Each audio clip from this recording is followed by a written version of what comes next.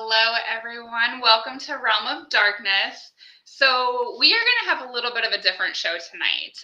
We are joined by Jason, and we're still waiting on Maureen to jump in, but we just kind of wanted to have a nice, casual conversation, talk paranormal, talk about a Paracon that some of us are going to be at this weekend. Jason and I haven't got to meet in person yet, so we're going to try to get to know each other since we'll be spending this con together and doing workshops and just kind of telling you guys about it. So, first of all, how are you guys doing tonight? Us? I'm good. I'm here, so I know, Tom, you look a little stressed out after class today. yeah, I went super long, so I made it in time though. Yeah. Well, for anybody watching, I have the chat up, so we do have people that can live chat with us on Spirit Realm. We also have the live chat going through YouTube and then Facebook as well. So if you guys have any questions, have any weird topics you want us to talk about, just let us know. Like I said, it's going to be a very casual night. Just hang out, talk, see how everything's going. So I'm excited because Jason, we haven't got to work together yet, and we're both heading to the West Virginia Horror and Paranormal Convention this weekend. So I'm excited about that. I heard there's going to be a couple workshops going on. Do you know any secrets about those? There's, I think, several workshops. I'm presenting one, which is called Working with the Warrens. I started working with Ed and Lorraine Warren in 1990, and I'm just one of dozens of people that have actually worked with them. They started in the 50s, so there's generations of people who've worked for and with them in any capacity. And I always start my lecture saying, just because I've worked with them and I was a student, and Ed trained me as a demonologist, and Lorraine helped me with my empathic skills, doesn't make me any more special than anybody else. And, it was an amazing experience, and that history is special. And that's what I like to talk about. But, the Warrens are the celebrities, everybody works for them, they're students, and they were lucky enough to go on cases with them. But I began in 1990, and I was a college student at Sacred Heart University, and I wrote a newspaper column called Hauntings. So I chronicled the very first cases that they were sending me on, representing them, and on cases that I worked alongside them, because it was a Catholic university and everybody was very interested in what was going on. So those are all, in the record, in 1990. And it was just an amazing, phenomenal experience. And, they're now both sadly deceased.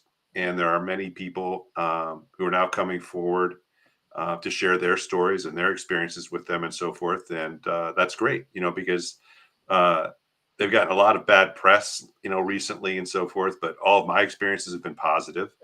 And the more people that come forward and discuss their experiences with the Warrens can help the general public understand, well, what it was like from our perspective as their students. And so I'll be covering that, and also how that whole synchronicity took place, which was phenomenal. And then get into the first several cases that I investigated. They sent my friend Lou and I on our first case the very next night after our first class. I was like, what? Right? And it was fantastic. And it's hooked me hook, line, and sinker, and scared my friend about 50% out the door. But I'll get into those several cases. The first demonic case that Ed took me on to test me. And then the most terrifying, mind-bending case of my early career with the Warrens, which is a case that took place in Vermont. And I played the audio with video subtitles from this case, and it was hair-raising. And people will get to hear them in action and hear us and how deeply negatively affected we were by the activity taking place inside the house. And the stuff that they got involved in was just, they got involved in the really, really serious cases, and assigned everybody else to the less serious ones. But when they got personally involved, it was very, very serious. And I discussed that and do a Q&A and so forth. And, it's just the early part of my career when I first started working with the Warrens. And then I transferred out to Eastern Washington State University to get my English creative writing degree, and continued my column out there because the university got wind that I wrote one at Sacred Heart, and then arranged to fly the Warrens out to do their college lecture at Eastern. We went through all the local haunted hotspots on campus and around Spokane. And then I started a class out there called the Northwest Society for Psychic Research, where I started teaching people what I've learned from the most enigmatic couple involved in paranormal investigation in existence. And then I branched off on my own, did my own thing. And then when I graduated and came back to Connecticut and decided I would create a lecture there, I became involved in the most mind-bending, terrifying case of my career, which is Dark Siege. You can't really see this. Dark Siege, A Connecticut Family's Nightmare. And Dark Siege, The Nightmare Returns. And that's what I talk about primarily when I do conventions and lectures about this mind-bending case that changed my life completely. And that's what I sell at all these conventions all across the country. So I have a question, because I think like Ed and Lorraine, they get either people love them and they are the OGs of the paranormal, or you get the people that think they're a complete utter hoax. Sure. And there's really no in between. With you studying under them and kind of getting to know them, like, how did you go in when you first kind of met them? Were you a little skeptical, or were you kind of all in? I was all in. I always believed in spirit phenomena. I studied near-death experiences under Dr. Raymond, not directly with Dr. Raymond Moody, but read his books and so forth. And if anybody wants to understand ghostly phenomena or what happens when we vacate the human body, read about near-death experiences, because it is what happens when people vacate the body during a collision in a car accident or on the operating table or in a war situation. They find themselves disembodied. They're looking at themselves going, oh my God, do I really look that bad? And they can see and hear and experience things that you cannot experience while you're within the body. So that's mind-blowing stuff. So I read all of that, and I pulled off the book, The Demonologist, in 1986 as a senior in high school off the Staples High School shelf. And I read the book, got home. I had the whole house to myself, read the book from cover to cover. I had 2 popsicles while I was reading that. And I was so terrified for the families, especially the children that endured these absolute horrors inside their own homes. I made a cross out of popsicle sticks and Scotch tape. That's a God's honest truth. And I was just so disturbed about this. I didn't feel threatened myself, but I was like, oh my God. And I remember I was praying about it, just praying for protection and so forth, and praying for those poor people, which is not something I normally did, right? But I just felt the need to just pray. And I opened my eye, and the VCR light was this bright blue light, and spooked me, and continued praying. And my cat jumped up on my bed and scared me half to death. But it was fascinating. If you want to go into this really quickly, the whole synchronicity behind how I met the Warrens, do you have time for that? Or Absolutely. Okay. So I put the book back on the shelf in the high school, and that was that. 4 years later, so this was 86. 4 years later, I was with my friend Lou in the car, and he was a former Army combat medic and a current paramedic with the rank of captain in the U.S. Army. Huge, big Italian guy with a mustache and everything. And we're listening to the radio in the car, and it was about the 3 Men and a Baby editing phase when they saw this what looked to be a boy peeking out behind the curtains during the pan of the camera. Like, who was that? Right? Because there was no teenager on the set. Are you familiar with that? Have you heard about that? No. Oh, and they panned back, and it turned out that this boy was holding a high-powered hunting rifle in the next pass. So there was no rifle on set. There was no teenage boy on set. And they asked, what the heck is this? What did we get on camera? So they called Lorraine Warren in, apparently, and she discerned. She's a light trance medium. She discerned, hi, Maureen, that the spirit of this young teenage boy committed suicide on that property, and there his spirit, earthbound spirit, remained. I turned to Lou and I said, that'd be so cool to work with them, right? Because I told him about the demonologist, and his reply was, yeah, no kidding, And, we ended up parting ways at the end of the day. And he called me the next night and said, you aren't going to believe who just called me. Who? Ed Warren. I'm like, what? Right?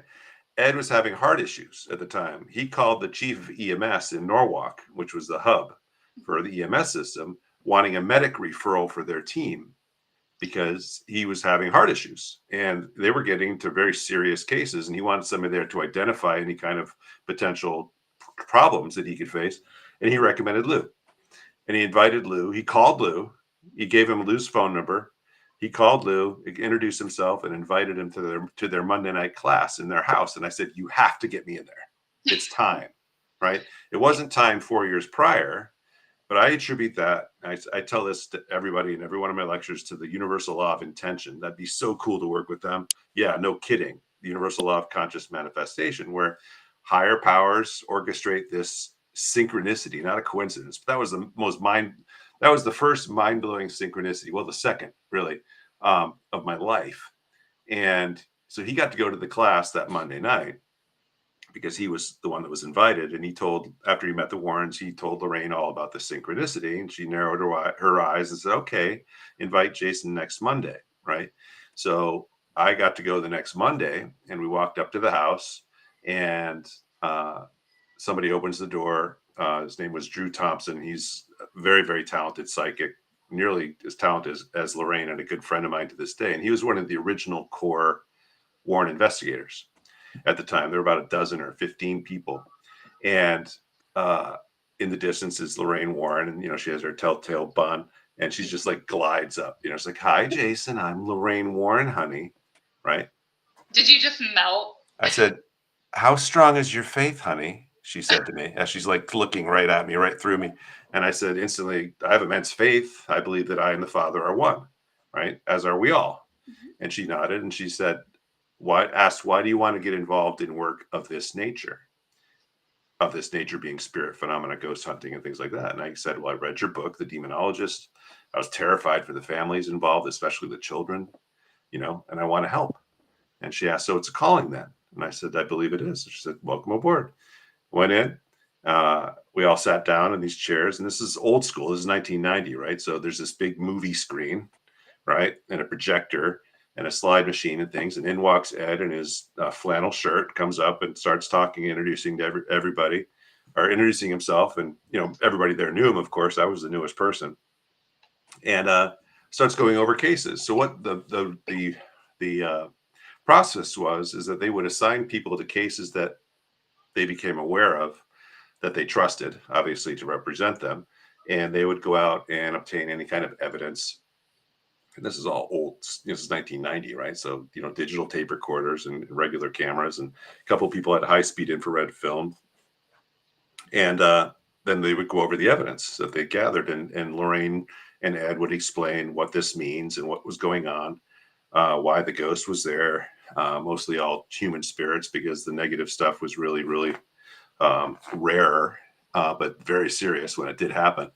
And then we became aware of a new case, and it was a husband and wife who had just bought it with a newborn baby, who just bought a house, older house, and they moved in, and they claimed that they would see this full apparition of a woman walk right through their wall in their house, in their bedroom, ignore them completely, walk down the hallway, stop in front of the baby's crib, scare the baby out of its wits, walk right through the crib, through the wall, and disappear like clockwork every night.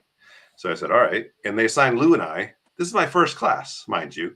Yeah. This is Lou's second one. They assigned Lou and I to that case. And I'm like, what? Right? Representing them. And I was like, I'm in, And I said, this sounds pretty simple. So I went and borrowed my mom's camcorder, big VHS thing, right? Dating myself, bought a tripod at Radio Shack. And because we learned really just in that one class, the questions to ask, try to get video evidence and present it. Bring it back and present it. So I set the camcorder up on the wall in the room. I drew the blinds. We lit some candles in there just so there's a little bit of illumination, and we aimed it at the wall where she apparently moved through every night. And Lou and I and the husband and wife waited in the baby's room, peering down the hallway, waiting to see this apparition walk down the hallway. And it's like, I'm going to see my first ghost. This is going to be phenomenal, right? And we're all waiting with bated breath, and we heard, right, and a bright blue flash of light. Like lightning had gone off in that room. We're like, we all looked at each other. We all verified that we saw it. And I said, okay, that's the doorway opening, or the portal, or the Stargate, or the wormhole, or the window in time. And now I'm going to see this apparition walking right down the hallway. And we waited, and nothing happened. And we were disappointed. And then we walked into their master bedroom, and we smelled this very potent almond scent, like a perfume. That didn't make sense because it wasn't there earlier, but we all detected it, and nothing happened. We didn't really feel anything in there. So we retreated back into the baby's room and waited again. Exactly 30 minutes later, because I was taking notes, as I was instructed to do. Exactly 30 minutes later, from the point where we sat down, another bright blue flash of light. And upon re-entering the room, another, but it was half as intense, sorry.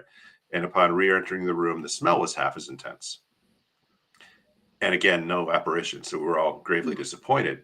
And we waited another hour with nothing else happening. And then we all wanted to see where that bright blue flash of light came from. It was so bright, I said, we're not even going to tell where it came from, but we've got this epic evidence, about this bright blue flash of light. And we put the tape in the VHR down in the living room, and I'm pressing fast forward and play at the same time. And you see all the squiggly lines, and you see the candles flickering. And then we wait, and we press play, and we hear my voice. We've just experienced the second flash of light. There was absolutely nothing. But then Lou says, "Do you hear that?" Right? And it was a heartbeat, right? He identified 3 distinct heartbeats, being a paramedic, that we all would have completely missed. So faint that you wouldn't even notice it. But he was like ghost white. That's an arthritic heartbeat, or that's a diarthritic heartbeat. I can't remember the names, but 3 distinct heartbeats that a medical professional would identify based upon the condition of the person. And he was ghost white and scared out of his wits, right? And we thought, okay, that's cool. So I dropped the tape off to the Warrens the next afternoon before I went to class, because they were really just 15 minutes away from university. And then we went to class Monday night, and Lorraine, after the other cases were presented, they presented the evidence that we got and discussed it. That was the thing, is Ed would explain what's going on, as would Lorraine. And Lorraine was basically saying that this bright blue flash of light bypassed our physical eyes, bypassed the camera aperture, right? And went directly into our pineal glands. And I talk about this extensively, that our pineal gland is our third eye. It's our interdimensional interface. It's how we have full color dreams in a pitch black room with our eyes closed. It's how we see movies in our minds when we daydream. That's how we see. And many of the things that we see in these cases, when one person sees something and the others don't, or a group does and the others don't, or you hear voices projected into your mind, or you smell the perfume that was projected into our minds. There was no perfume there. There's no perfume bottle being sprayed that we can detect with our nostrils, right? Everything is electromagnetic signals. So she explained that, and I picked that up immediately, that they bypassed the physical eyes, projected the light into our minds. And so we would know that this is real, right? But she wasn't going to appear for everybody to see. For whatever reason that would be, I don't know. But we all saw it, and the 4 of us corroborated that story. And that hooked me hook, line, and sinker, because the people that worked with the Warrens, again, there was a room probably about 15 people from all walks of life, right? This is 1990. There's no cell phones, there was no TV shows, right? Nobody was doing this to try to make a name for themselves, whatever. They're trying to basically unlock the secrets of the universe and work with this enigmatic couple that had been at this for decades, and to truly understand haunting phenomena and ghost phenomena. And again, I began my studies studying ghost stories as a boy, but then the near-death experience studies, and Dr. Raymond Moody, Dr. Edith Fiore's Unquiet Dead, which is phenomenal, about human spirit cohabitation, right? Which is basically human spirits who are discarnate moving into the body of a living person and completely changing their personality. That's where split personality comes from. Anyway, I don't want to take too much time up. But anyway, that blew me away. Lou was about 50% scared out of the idea of continuing. And I was hooked. I mean, that was it for me. And that's how it all started. And it was incredible. And then it was just, for the first case I could go on, I experienced something that maybe people wait their whole lives to experience. But I truly believe, and again, nobody's any more special than anybody else. I'm not any more special than anybody else, right? But I think when you are truly ready, and when your higher self determines that you are ready for an experience, that's when you'll experience it. And you'll not experience it if you're not ready. Yeah. So, and through your frequency and vibration, you'll attract these things into your life.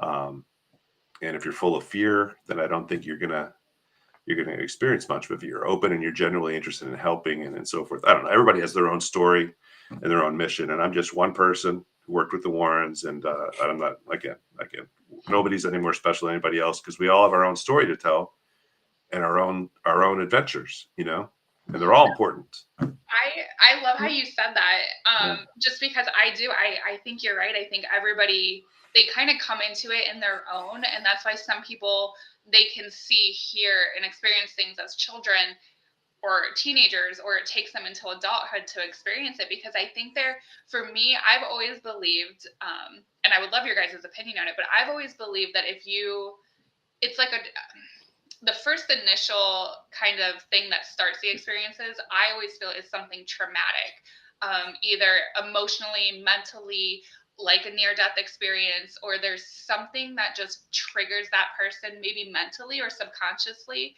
I know for me, when I started getting into the paranormal, I was little.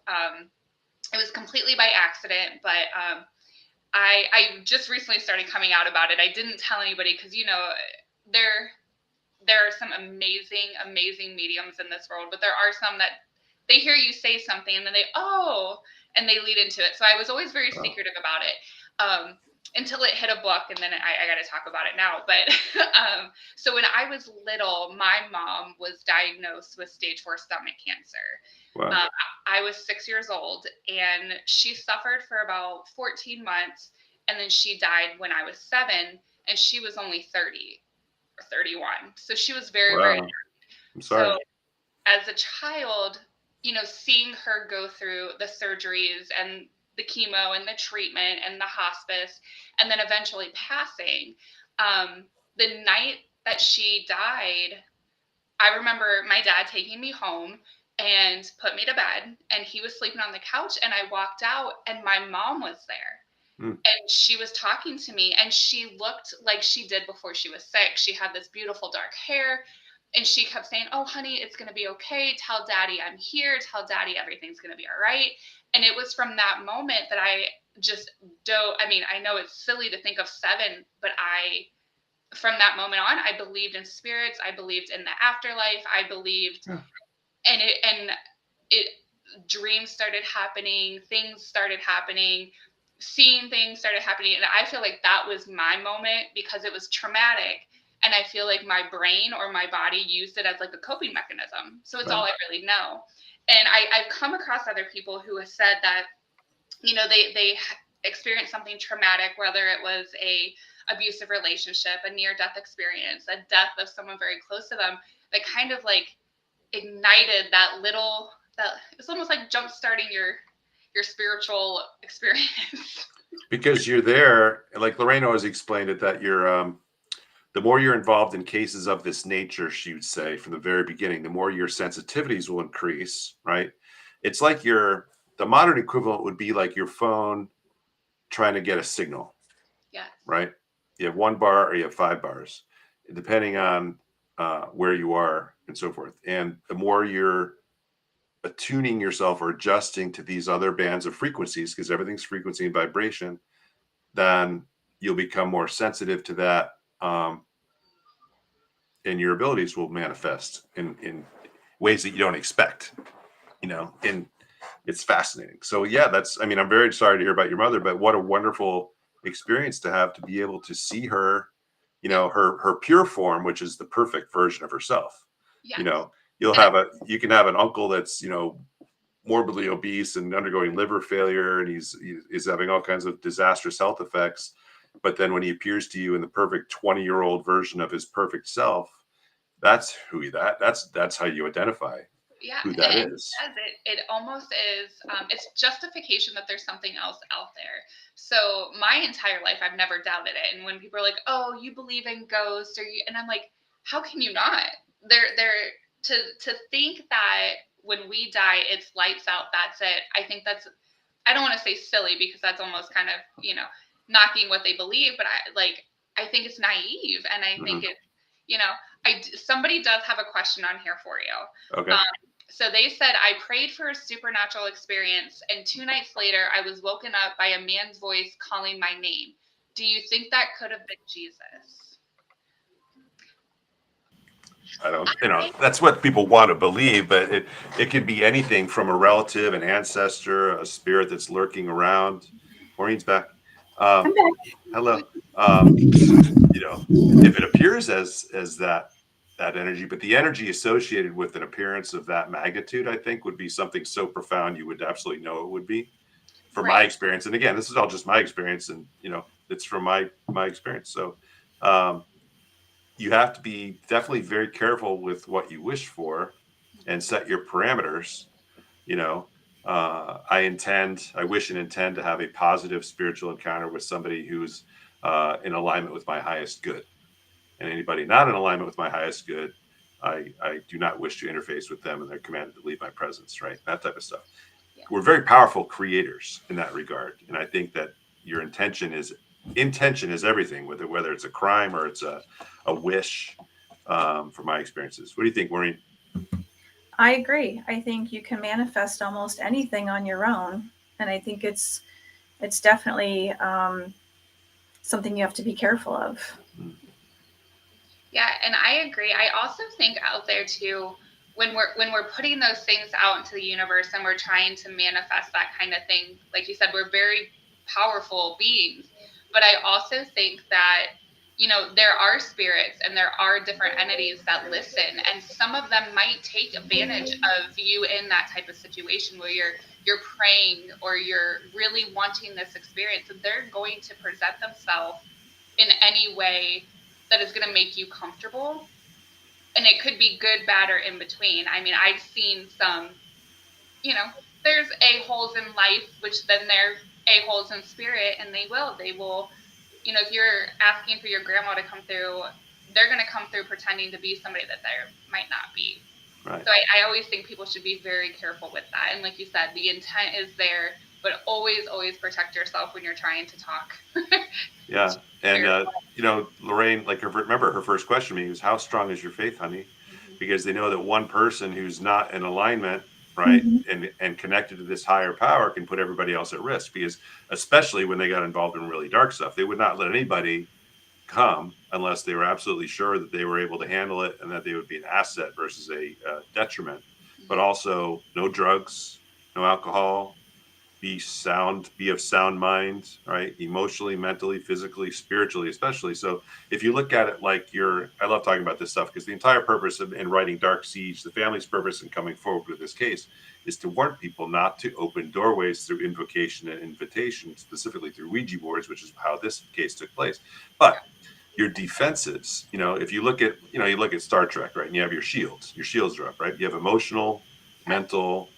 Your physical body needs to be in tip-top shape, but your spiritual shields are very, very important. And people who have no connection to a higher power, or who don't have any spirituality to them, therefore they don't believe in the afterlife and so forth, they often are prone to becoming earthbound human spirits because they don't expect to experience anything beyond the death of the consciousness, right? And they're in a very low frequency state.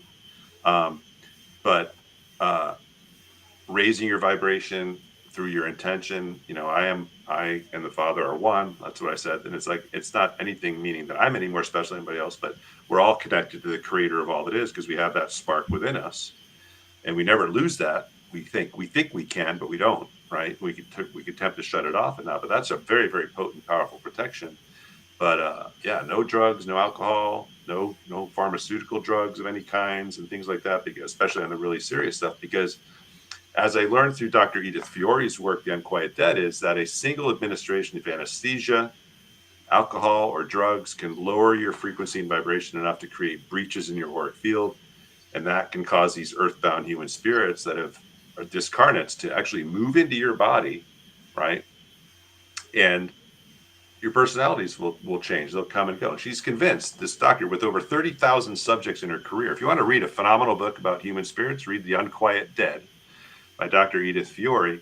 And over 30,000 subjects in her career, she's convinced that every case of split personality, absent any true psychosis, every case of split personality, multiple personality disorder, schizophrenia, all this stuff is caused by an earthbound human spirit that is interfering with your life pattern that you plan through the use of your body, your avatar, and is taking over in many cases.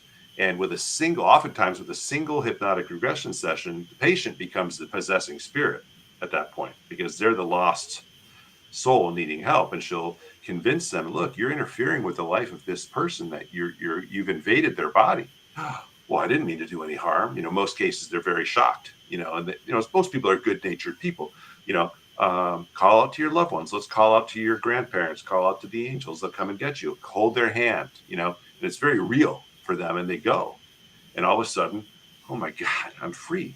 But when you think about being under the influence of human spirits, not just demonic spirits, which is rare, but very, very serious, your personality will be altered to the point where you'll do and say things that you would never do.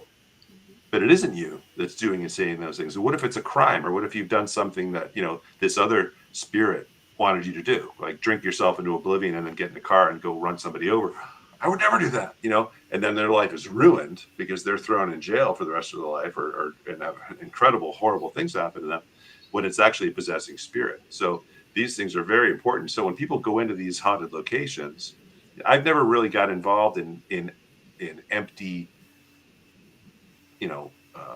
asylums and penitentiaries and all that stuff. I was working with the Warrens, who were actually going on cases, helping people, families especially, deal with earthbound loved ones hanging around, or inhuman spirits or other things, elementals in some cases, which is wild. So I didn't really do or get into all this walking through the abandoned buildings type of thing that are loaded with all these energies, But if you're going in there, as Lorraine said, and you're not fully prepared mentally, emotionally, physically, and spiritually, and you've had a drink without anybody knowing, or you're doing something, right? You can absolutely pick somebody up, a hitchhiker, who's going to move in. So if you have a boy, for instance, who just got his tonsils out, like I did when I was a little boy in the hospital, and you have somebody pass in the hospital, say it's an elderly woman, an elderly woman's walking through the walls and through the floors, and she's wandering around. There's this bright, vibrant child on the gurney, goes in closer because everybody, she's, interested in the child, just, to make sure he's okay. And then whoosh, slips in, I'm alive again. Right. And then that person, they say your personality, I don't even know when your personality really shines or comes through, but 5-year-old Jimmy is now inhabited by 85-year-old Gertrude, and she's living through Jimmy's body. And think of all the thought patterns that are basically swirling through the head, not really differentiating her thoughts or his thoughts from her thoughts. And in that case, this is a dominant personality that would come forth. And then others come in. She said she's had cases where up to 50 earthbound human spirits have possessed or been cohabitating a single person. And it would take multiple sessions to get through, and people would come through and come out, and some would refuse to leave, and it'd be very difficult, but others would go instantly. But it's serious stuff, and the more you're involved in cases of this nature, like Lorraine said, the more your sensitivities will increase, but you're also putting yourself at great risk being around discarnates of a human nature. Well, and I know that's why, we've all investigated different locations, some abandoned, some inhabited, but that's one of my biggest things is I will not investigate with somebody who I don't trust. And it's just because, I do feel like I am putting my spiritual well-being in their hands. Mm-hmm. But I also need those people, and Tom knows, I need those people too, that are going to notice if there's a change in me. And, Tom and I were investigating together, and he did. There was a situation where I don't want to say I don't remember, but I was very focused on a room, and I kept mentioning something, and they took me out. They completely removed me from the situation, took me outside because they were like, and we were filming, and they were like, shut it down. Something's not right with her. And I feel you need those people around you when they start to notice something's not normal. Yeah. I don't know, Maureen, have you ever been in that type of situation? Hopefully not. All the above. I've been in a hospital where I've flatlined, and I remember, I even remember everything after the flatlining happened. I could hear everyone talking around me and how I felt and what I wanted from there. And so that was a second time that I can't even call it a near-death experience because it was a death experience. And they were two very different experiences. And I kind of think that the second time it happened to me, that was the last time this will happen. I won't get another chance. Just because of how it happened and how I felt. And because I think I've changed so much over my life, that I've worked on myself so much, and I've helped so many people, and I've grown so much that second time, it was just kind of, there was some finality to it. And I felt, okay, this is, I've done so much and I'm okay with leaving. And it was almost like this is a really nice nap. Just don't wake me up. Like, I'm ready to go. It was very calm and peaceful. So I'll tell you that story because I think it's really interesting. So I was having a kidney biopsy, and they do those very differently than they do anything else. They have to have you in a twilight sleep, and they keep you on your stomach, and they put you in a CAT scan room. So they put your IV in your hand. And I kept telling this woman that they have just a regular nurse there to do your IV drip.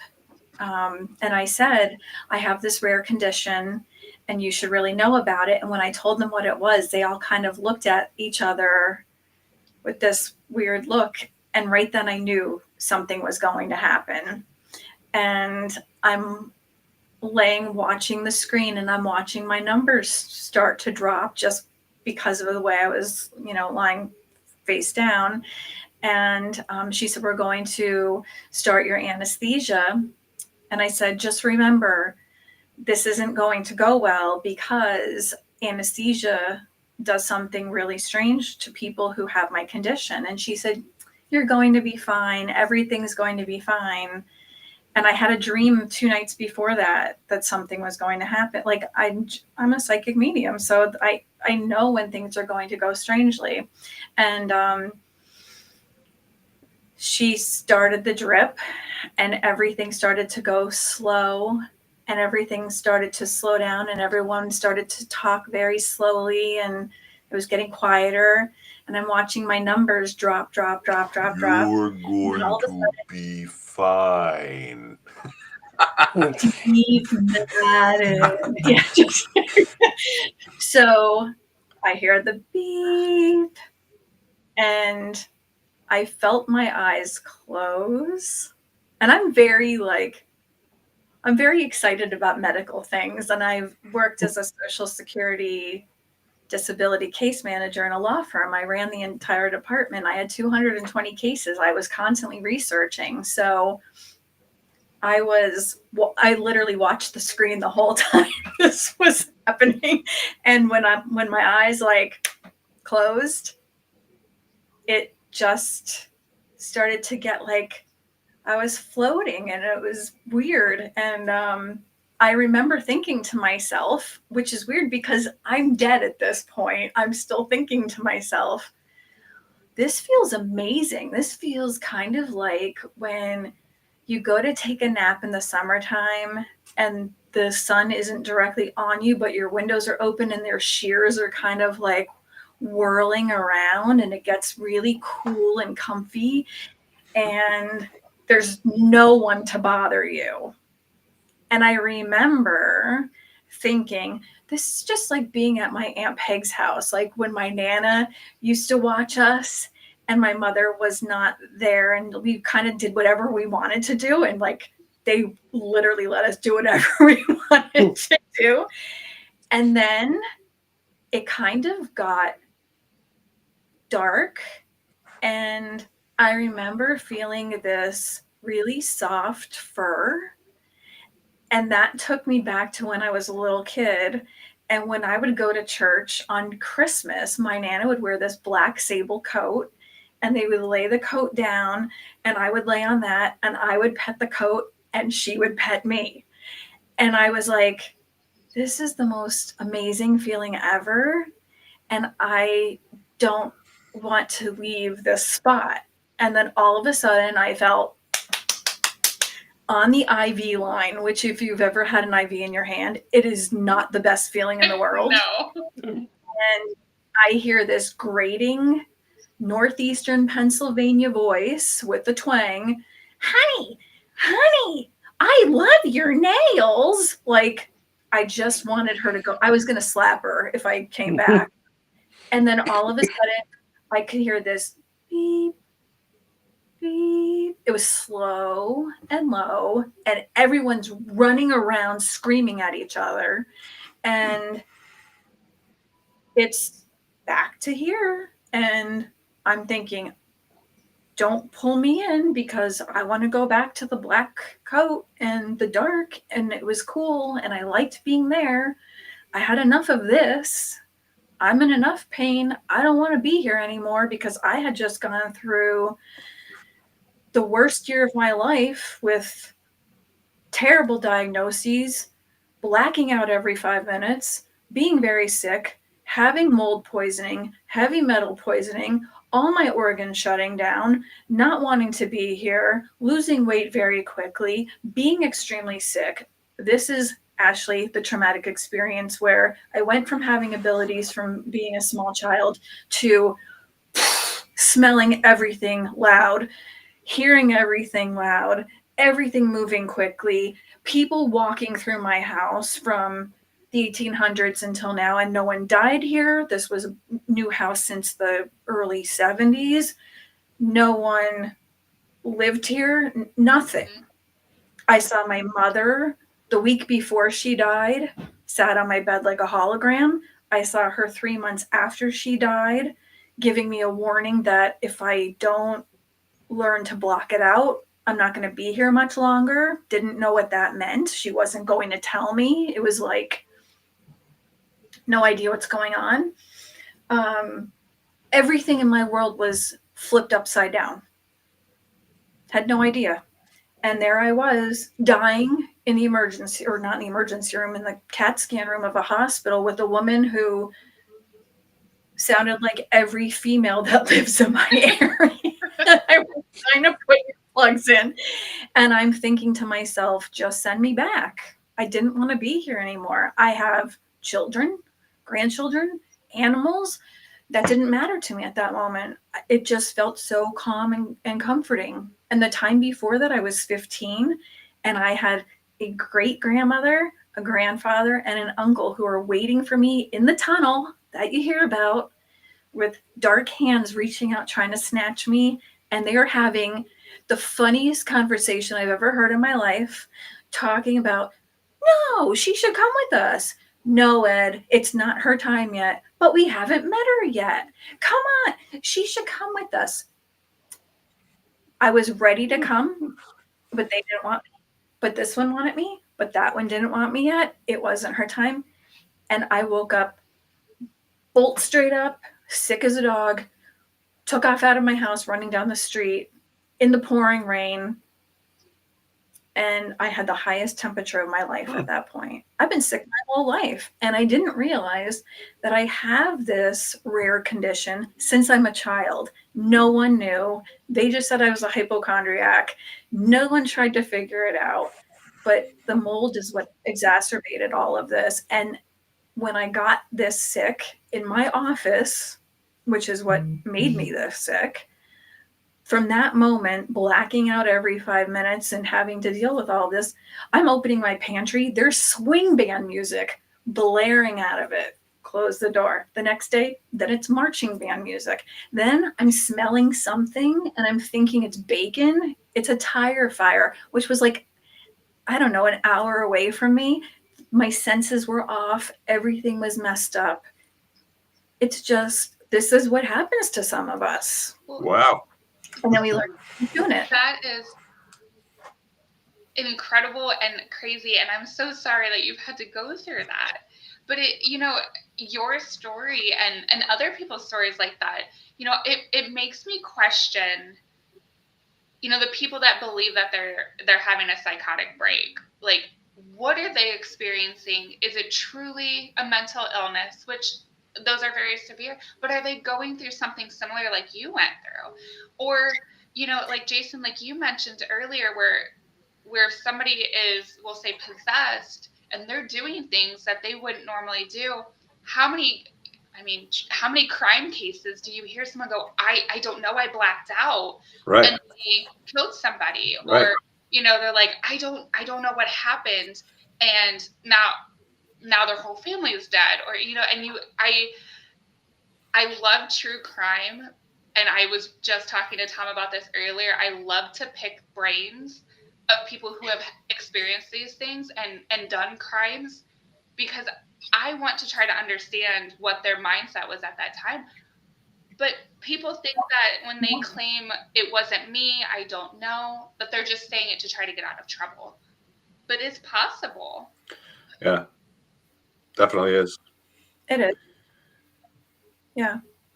Look at all the people who are in mental institutions. It's a very good possibility that when you speak to them, think of all the times that they're talking about math. How many times do they do a math problem like out loud? Who's to say that they're not connected to extraterrestrials and they're talking for them? I mean, it's a very odd thing. I know someone, and I'm not going to bring up any names or connect the dots to the person, but I actually had a conversation with them. They are freaked out by the fact that I went to them and said, I just want to let you know your dad is standing right there. And they said that they're very proud of you. Burst into tears, didn't want to hear it. But I had spoken to them probably a year prior to that. They were in a mental institution. They had been taking mental meds, did a whole math problem on a wall. They don't know anything about math. It worked out. It was very advanced, not rudimentary math, very advanced mathematics, and had talked about aliens. Dr. Fiore says that absent any true psychosis, most every patient in a psychiatric ward who is having visions and seeing things is an untrained medium getting glimpses of the lower astral plane, horrific things, and that's why they go berserk and scream and so forth. But when they're adjusted, so this stuff doesn't flow through as powerfully as it does. You would know more about this, Maureen, than I would. That things can be handled that way. I'm also I studied quantum healing hypnosis therapy. Dolores Cannon's process, not directly under Dolores because she had passed. I took the class that was organized by her, and you're accessing your higher self, your superconscious or your subconscious mind in the deepest theta level state. And when you do this, the healing that can take place that is often instantaneous is miraculous, right? Because you're accessing your higher self, which is a collective consciousness saying, oh, well, she doesn't need to suffer through this anymore. We'll take care of it. Well, how are you doing that? She would ask, oh, we're just filling it with light. So there is a collective consciousness that is the you that knows everything about you across all space, time, and dimensions. And when you can access that and have a conversation with your higher self through your own lips that you in many cases don't even remember because you're under hypnosis, and the whole thing is recorded so you can listen to it over and over. It's mind-blowing, the stuff where people are describing being on other worlds and they can't stand being on Earth anymore when they realize they can reconnect, with where they came from. And, we're all from many different places and different dimensions and densities and so forth. But it's such a wild thing to understand that we can access this stuff only if it's meant to be. And I think that Dolores would say that, Maureen, everything that you experienced was orchestrated through your higher self so that you can evolve, right? And it was meant precisely for you. You didn't get to stay there, in that great peaceful place where you were because you had work to do. You had things to do. And the people in the tunnel of light saying, "Oh, well, come with us." No, there's another train of thought which I'd love to get your feedback on, because Dolores always talked about you go into the light and you finally, when you pass through, you'll shear off the astral cord that connects to your umbilical cord.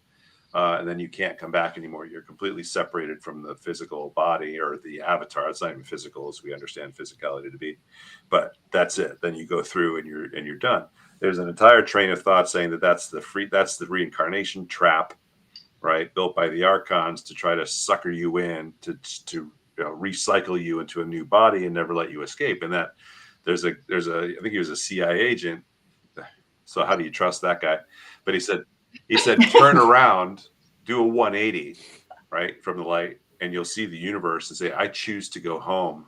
I wish to go home to where my origin is. And you'll shoot through the stars and get out of here. If it's true, I don't know. So I don't know. It's a big question. David Icke says the same thing. He's a huge, I've followed him for decades. ICKE, David Icke, says that the tunnel of light is the reincarnation trap, and it's built by the Archons, which is this, they built this matrix of control that we're all in, and it's a holographic mind prison. But when you realize that you are this divine awareness that's come from outside of the matrix, you snap free of it, right? And you become an errant at that time. There's another phenomenal researcher, Jason Beshears, Beschhears, I believe it is. Hard to figure out. But his website is Archaix, ARCHAIX.com. It'll blow you away, the stuff he's talking about. And again, super mathematician, right? And he figured all this stuff out about these mud floods and the resets and the Phoenix phenomenon, and that we've been reset over and over and over and over. And that's why there are all these ancient structures that nobody can explain that we can never replicate in these buildings with these incredible, look at all the stone cathedrals with the spiraling and the intricate shapes and stuff like that. That's all built with sound waves, I believe, right? But we could never replicate that even now. All our buildings look terrible. They're flat roofs or angled roofs, and we see all these incredible cathedrals and stuff from another age, from a primitive people, and it's so silly when you think about it. But there's so much we don't understand, and we're all on this exploration, right? We all want to figure some things out and be part of this experience, I think. Tom, what about you? I'm listening, taking it all in. I haven't had any crazy experiences, anything like that from you guys. Like, my journey has just been interested in, when I was a kid, I remember seeing a UFO out my that's an experience window. I mean, yeah, but because nothing like near death or anything like that for me. You're not as cool as Maureen. No. I'm not. No, but everybody has their own experiences. But to have a UFO experience, how many people can say they've had that? That you remember. Yeah, that's true. Well, vividly remember, and I had to be about 6 or 7 years old, and it woke me up out of a dead sleep. And where we lived at the time, behind my house, it was just all woods, and I remember hearing like a low humming noise, and I woke up. It had to be like 3 a.m, and I just remember seeing a red light. So I went to the window to look out, and through the trees in the forest, I could make out this really bright red light that just lit up like the entire forest, and just this distinct humming noise. And then within a matter of a couple seconds after seeing it, it was just gone. So not sure where it went, and it took me probably a good long while to actually kind of feel it was okay to say it was a UFO at that time, because, we're talking, or 1990 around that, where it was, And you were 5? I didn't, and yeah, like 5, 6-ish in that area, and I would say like by that time, like, I didn't want to come forward and say anything. People would think I was crazy. Did you experience any kind of like missing time or anything like that? Did you notice like it was several hours later when you noticed that it was gone or anything like that? I don't specifically remember missing time, anything like that. I remember standing at the window after it was gone for a few minutes, and then crawling back into bed, and then I woke up in the morning. Whether or not that's missing time, I couldn't tell you. That's cool. So if Dolores Cannon's books, like she has Keepers of the Garden, right, which is phenomenal. You've read it, Maureen?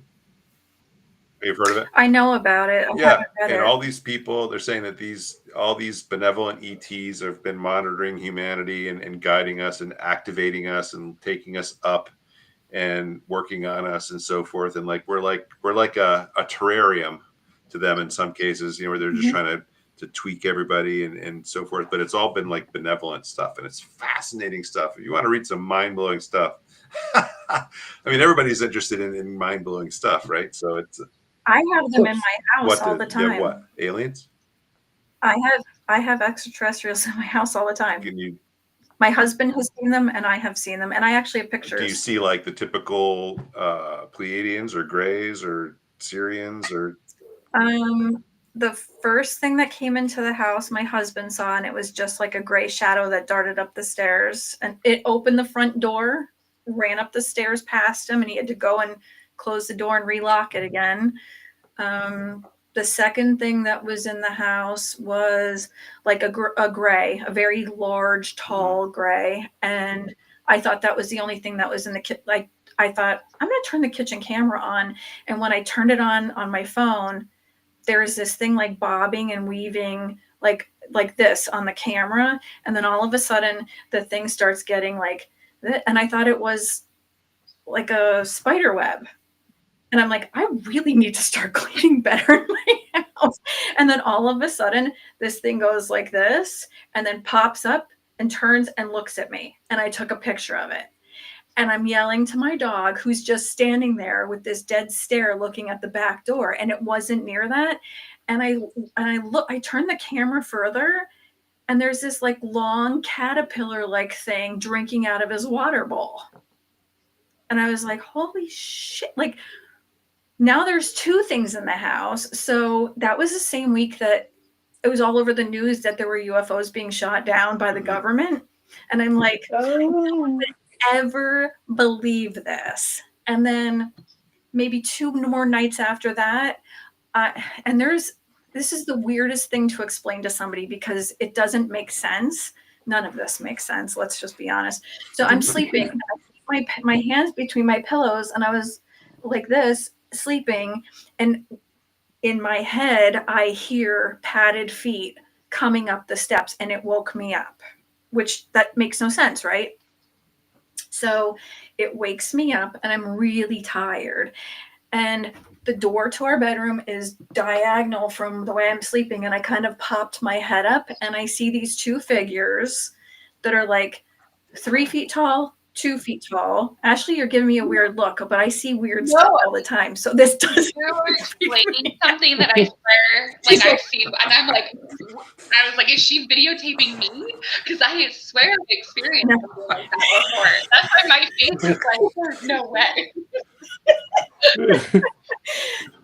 One was like 3 feet tall, one was 2 feet tall, and they reminded me of gingerbread men cutouts because they were kind of like see-through, like grayish at the same time. And the edges were like shattered, but the edges had like a pinkish tint to it.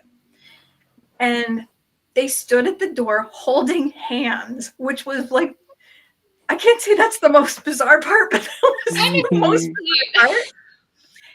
And I literally like had my hands up and I'm looking at the door, and I'm, you know, when you're like, wondering, am I asleep, but your heart's kind of pounding at the same time? So when I'm around paranormal things, my heart starts to pound. That's when I know something is there. So I wasn't like heart's pounding because there's aliens, because that wasn't the weirdest thing I've ever seen. But I was getting that heart pounding feeling, and I hear healing you, like this synthesized voice. And I was like, oh, let me have it. And I kind of laid down.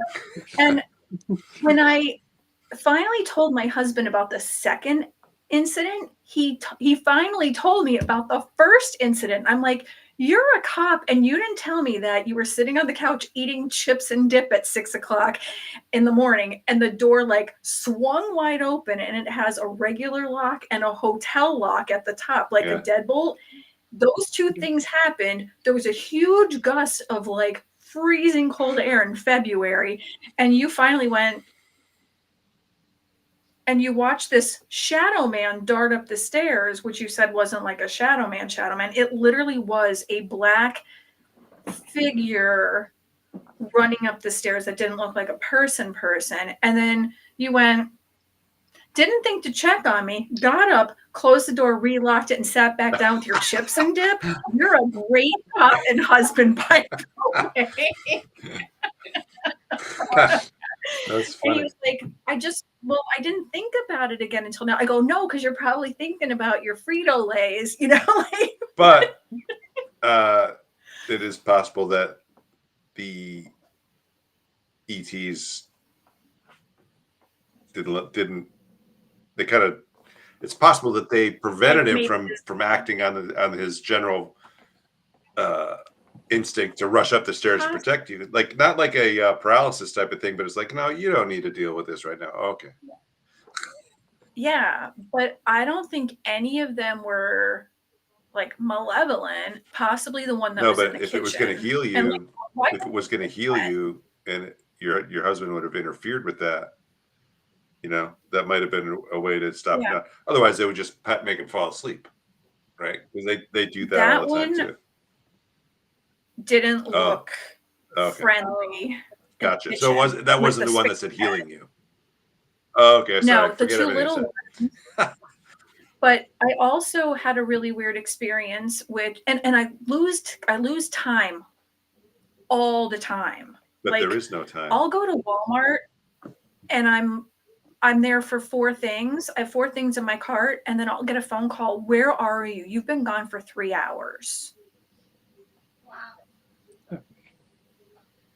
See, and did you guys? I say said, that? wow.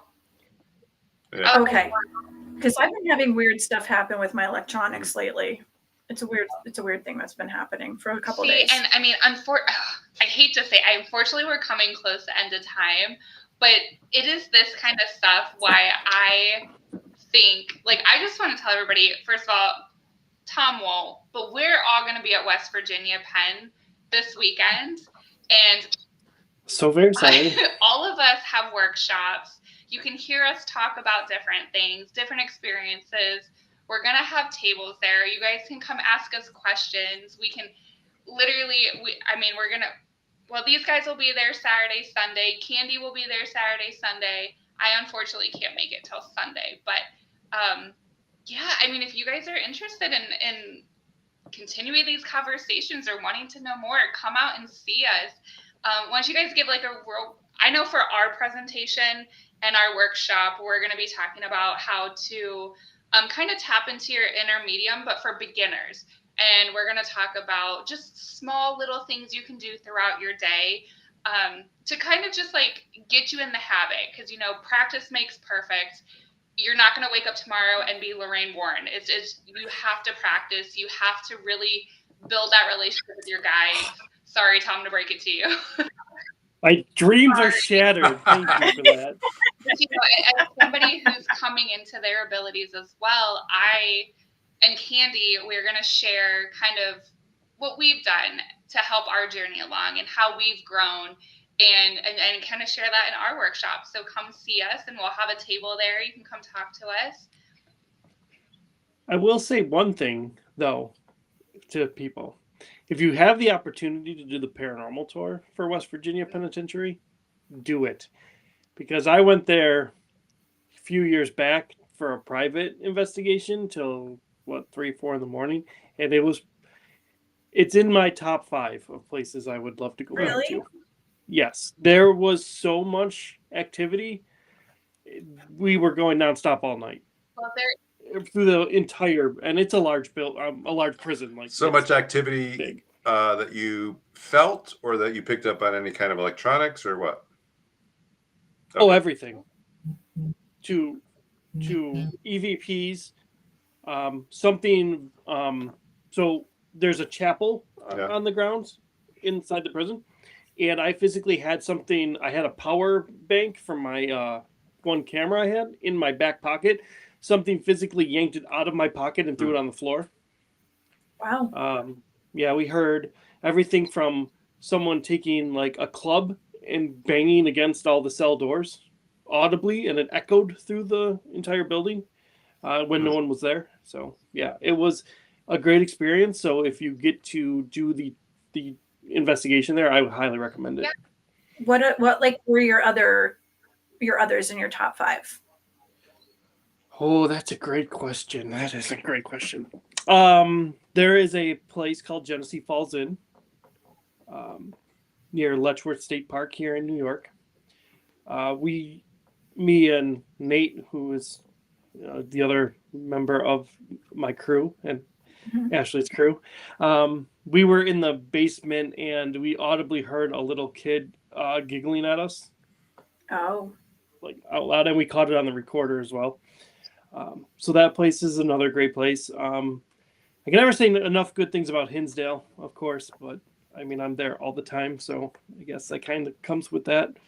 Um, I would say there was a place that we went to in Massachusetts that I would like to go back to, the Murdoch Whitney Mansion. okay. So that was actually a lot. We actually caught a photo of a little boy in the living room, which I wish I had to share with you, but I don't at the moment. But I didn't come prepared. But yeah, you can clearly see like a little boy in like period clothing standing in the living room. So that's another place. That's neat. I have to say, I spent the whole day today re-editing.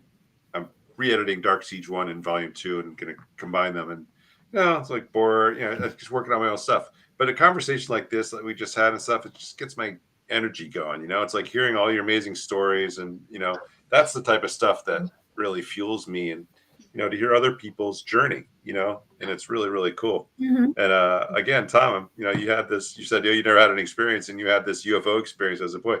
Some people don't, a lot of people never experience anything, even though they're That is really, totally really true. searching for it, but it's really cool. But so let's talk about, it's the West Virginia Horror and Paranormal Convention at the West Virginia State Penitentiary this Saturday and Sunday, Saturday from 12 to 7, Sunday from 11 to 5. Yeah. Day passes are $10 online at wvpentours.com and $15 at the door. And there'll be vendors. There's a ghost hunt. It's all run by the Haunted Mafia. And this will be my first event with that organization. So looking forward to, if nothing else, just hanging out with other vendors and readers and mediums and psychics and cool people and just getting to know everybody. Because that's as much fun as actually doing anything else. So definitely come down if That's Well, always it's finally getting to meet people in person. Like Yeah. I talk to people in group chats. I talk to people through Facebook. And like when I finally get to meet everybody in person, I get super excited. Yeah. There also are a ton of workshops, like I said earlier, that you guys can come to.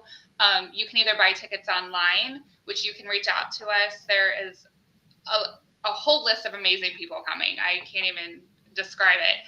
But you are also able to buy tickets while at the event. Each person who has a workshop will have a little QR code at their table that you can talk to them, you can scan, you can buy tickets there. And I think they start at noon and go until the end of the event, if I'm correct, for both Okay. days. I think it's 12 to 6? 5. Is it 12 to 5? I thought it was 12 to 6. I could be wrong. On Saturday. Hold on, I'm pulling the schedule. Or maybe it's 12 to 5 on Sunday. I think it might be 12 to 5 on Sunday. Well, it's 11 to 5 on Sunday. But So- yeah, the lecture is probably 12 to 5. Yeah. So We'll see. Just come for the whole day and you can see whatever you see. So on Saturday, the lectures start at noon, and we've got a rotation of 2 to 3 workshops all the way until 6 p.m. And then on Sunday, the workshops start at 11 with 1 or 2 different workshops in rotation the whole day until the last one is at 4 p.m. All very interesting Maureen, topics. what are you going to discuss? Past life All right. regression, which is what you were going to ask about. I'm excited about that one. So if you guys That sounds keep good. drinking in the It's back super of your guys' lectures and workshops, don't mind me. I'll give a little Oh, wave. please do. Yeah, I'll be doing a panel called, a presentation called Working with the Warrens, talk about my experience, how that whole thing came to be, and then actually presenting an audio video that was done through Mysterious World TV about my very first really super intense case working alongside the Warrens in Vermont, and crazy, absolutely crazy. And then it's absolutely thrilling and chilling. And then a Q&A, and all of my books available all weekend. That's what I do. Sell my books and I talk about my most terrifying case of my entire career, which is Dark Siege, a Connecticut Family's Nightmare. That's what I'll be doing. That's So I hope to awesome. see you there. Mine, I chose mine because I just can't get enough of it. And I find it to be super interesting, especially when children remember Yeah. their past lives for some reason. And my son remembered his own.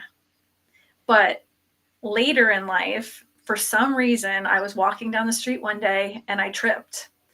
And all of a sudden, everything around me was the 1800s. And then it was gone again. And I came home that day and I was walking up the stairs and it changed. And I thought, I need to get some clarity on this because I was actually in my own body, but I was seeing everything around. So it had to have been myself. So I did a past life regression and I saw Oh, everything. I'm so jealous. There's a guy who's an expert remote viewer, and I saw this, and he was asked, describe what reality is, right? And he said, if you take a square by square room, there are bubbles, right, that connect to each other, that fill every square inch of the room, and every bubble is its own reality, its own parallel reality. And that what came to my mind is that when you fell and you jarred yourself, you actually slipped into one of these other bubbles temporarily, which was the 1800s, but it was still you, Yeah. right? And then what's happening, you were sucked right back into another place. But like the cool thing about Dolores Cannon's work, she says that every time you make a decision, a major decision, like, oh, I'm going to move to California, or I'm going to break up with this person and date this person, or start a new career path, or whatever, a new timeline splits, and a parallel version of yourself, like a holographic version of yourself, goes off and experiences that entire timeline that you wouldn't do, right? But that when you vacate the body and all the different aspects of yourself, which are fractals, come together, you get the full experience of all the different timelines through all the different decisions that all the different fractals of yourself decided to experience in this lifetime. That's a mind blower too, Mm-hmm. you know, because it's interesting that you say that, because I looked in a shop window and it was very similar to what I look like now, but so different at the same time. And I got to learn my name, and it was Emmeline James, and I got married and I looked myself up online and my name was there. I even saw my gravestone. Oh, I'm going to talk about that that's when wild. I Yeah, I'd love to be able to hear that. yeah. I can't wait. Can't wait to meet you both in person. This is gonna be good. Yeah, I'm excited. I Well, know. met you before, Jason. I know. We'll never stop I know. talking. But, thank you guys so much for coming on. I think this show has been absolutely, I think it's informational. It's been great. I love these open conversations. So thank you both so much for joining. I cannot wait to see you guys this weekend and to officially meet you both in person. And Me too.